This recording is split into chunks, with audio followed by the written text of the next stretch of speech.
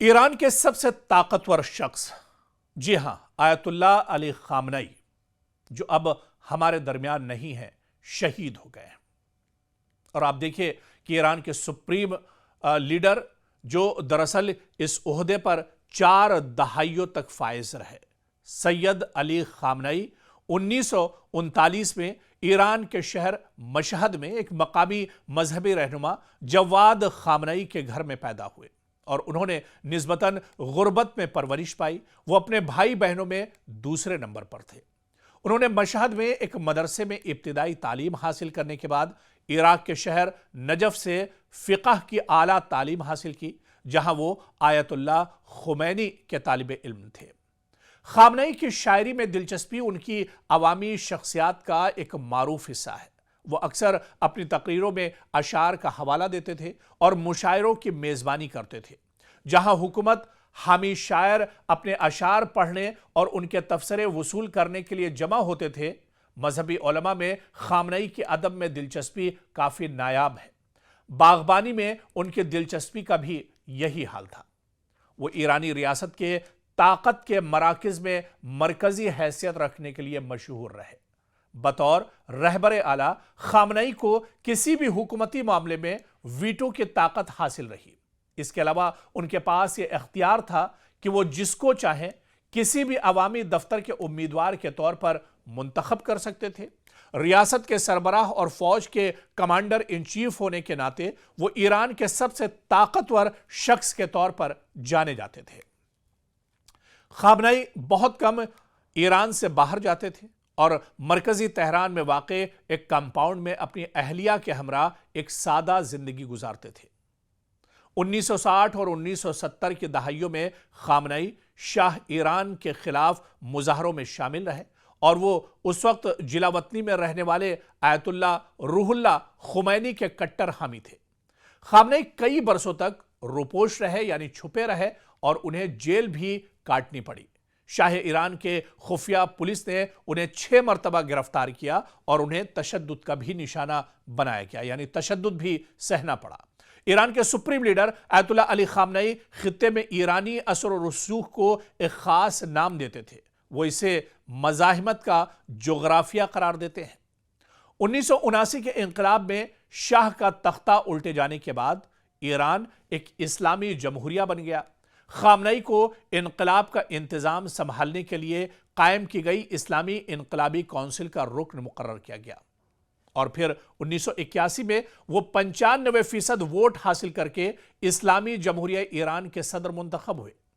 خامنئی 2 ماہ قبل قاتلانہ حملے کا نشانہ بنے تھے، یعنی 2 بار اس طرح سے ہوا جب ان پر قاتلانہ حملہ کیا گیا، جس کی وجہ سے وہ شدید زخمی ہو گئے تھے اور ان کا دایاں بازو ناکارہ ہو گیا تھا۔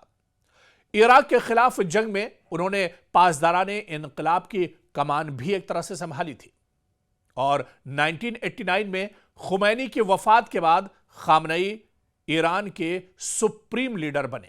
انہیں اسلامی علماء کے 88 رکنی ادارے اسمبلی آف ایکسپرٹس نے نیا لیڈر نامزد کیا تھا۔ وہ صرف روحانی پیشوا ہی نہیں تھے، بلکہ حکومت کی سمت کا تعین کرنے، مسلح افواج کی کمان اور عدلیہ کے سربراہ کی تقرری میں مشاورت تک ان کے فرائض میں شامل تھے۔ ایسوسیٹڈ پریس کے مطابق اپنے دور میں خامنئی نے روایتی جنگ کی بجائے خطے میں مزاحمت کا محور تشکیل دیا، جس میں لبنان میں حزب اللہ، یمن میں حوثی اور شام میں بشار الاسد کی حکومت شامل تھی۔ تاہم سال 2023 میں اسرائیل پر حماس کے حملے کے بعد یہ محور بکھرنے لگا۔ اسرائیل نے حالیہ مہم میں حزب اللہ کی قیادت کو ختم کر دیا، جبکہ دسمبر 2024 میں شام میں اسد حکومت کا تختہ بھی الٹ دیا گیا۔ خامنئی نے ملکی ایٹمی پروگرام کو تیزی سے آگے بڑھایا، جس پر امریکہ اور اسرائیل سے مسلسل تصادم ہوا۔ سال 2018 میں ٹرمپ کے ایٹمی معاہدے سے نکلنے کے بعد ایران نے یورینیم کی افزودگی ہتھیاروں کے درجے کے قریب تک پہنچا دی تھی۔ اندرون ملک سیاسی جبر اور معاشی بدحالی کے باعث خامنئی کو 1997، 2009، 2019 اور 2022 میں مہسا امینی کی موت پر بڑے پیمانے پر مظاہروں کا بھی سامنا کرنا پڑا، جنہیں سیکیورٹی فورسز نے انتہائی سختی سے کچل دیا تھا۔ दिसंबर 2025 के अवाखिर में 9 करोड़ आबादी वाले इस मुल्क में दोबारा शदीद मुआशी मुजाहरे शुरू हुए, जिसमें खुलेआम इस्लामी जमहूरिया के खात्मे का मुतालबा किया गया। लेकिन इस बुरे वक्त से भी ईरान के supreme leader Ayatollah Ali Khamenei ने ईरान को उभारा। लेकिन ये मुजाहरे दरअसल कुछ और ही इबारत लिख रहे थे, और यही मुजाहरे दरअसल सबसे बड़ी वजह बने इजराइल और अमेरिका का ईरान के ऊपर हमले को लेकर। और इस बीच इजराइल ने जहां पर 8 महीने पहले ईरान पर बड़ा हमला किया, तो उस वक्त भी ईरान के supreme leader Ayatollah Ali Khamenei ने दुश्मन को मुंहतोड़ जवाब दिया था। और उसके बाद अब जब एक बार फिर से अमेरिका और इजराइल ने मुश्तरका तौर पर ईरान पर बड़ा हमला किया, उस वक्त भी ईरान के supreme leader Ayatollah Ali Khamenei दुश्मन को पीठ दिखाकर भागे नहीं, बल्कि उन्होंने शहादत कबूल की। और वो खुद कहा करते थे कि एक 86 और 87 साल का बूढ़ा आखिर अब उसका क्या मतलब है। वो जब तक जिएंगे शान से जिएंगे, जब तक जिएंगे दुश्मनों की आंख में आंख डालकर जिएंगे। और आप देखिए कि जिस वक्त ईरान के supreme leader Ayatollah Ali Khamenei पर हमला हुआ, उस वक्त भी वो अपने घर के दफ्तर में मौजूद थे और ईरान की पासदाराने इनकलाब को लेकर, ईरान के अवाम को लेकर एक तरह से गौर व फिक्र कर रहे थे कि इस मुश्किल घड़ी से ईरान को किस तरह से निकाला जाए।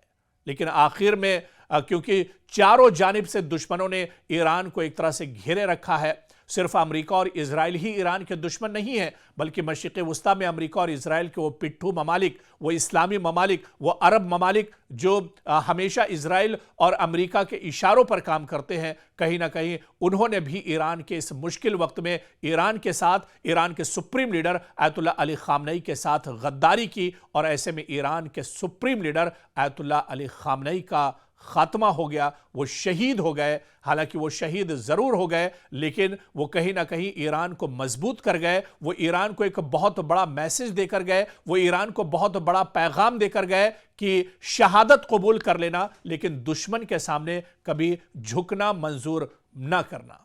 और आज यही वजह है कि आयतुल्लाह अली खामनेई तो जरूर शहीद हो गए हैं, लेकिन ईरान भरपूर ताकत के साथ दुश्मन के सामने टिका हुआ है।